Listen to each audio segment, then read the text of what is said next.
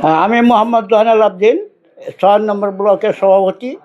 আমাদের এই বোয়ালি হাটবাড়ি বাজারে এই কিছু সুবিধা সাপ্তাহিকভাবে কিছু সুবিধা টাকা দেওয়া মানুষেরা হয়রানি করতেছে।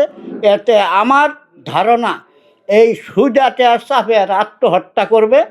আমি প্রশাসনিকভাবে এগর যাতে এরা সুবিধা ব্যবসাটা না করে, আমি সভাপতি হিসাবে এটার একটা ন্যায় বিচার এবং এই সুবিধা ব্যবসা যারা করে তাদের একটা প্রতিকারের জন্য আমি আজকে এই ইউনু মহোদয়ের কাছে এবং থানা প্রশাসনের কাছে ন্যায় এবং সুবিচার দাবি করে আমার কথা এবং বক্তব্য এখানে শেষ করছি। ও চিরেই জানি আগর একটা চক্র বন্ধ হোক। এরা বিরাট একটা চক্র, যারা সুবিধা টাকা নেয় সাপ্তাহিকভাবে এরা টাকা দেয়, টাকা না দিলে এরা খুব প্রেশার কিক করে। লাখে এরা 10-15 হাজার টাকা নেয়।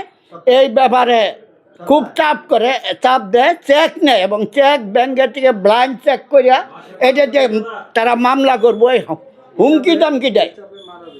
এই চাপে বেলুয়াটিকে একজন আত্মহত্যা করছে, লাহিড়িবাড়িতে একজন আত্মহত্যা করছে। আমি এই ব্লকের সভাপতি, আমি এটার জন্য ইউনু সাহেবের কাছে করজোড়ে বিচার প্রার্থনা করি। এই কথা বলেই আমি আমার বক্তব্য শেষ করি।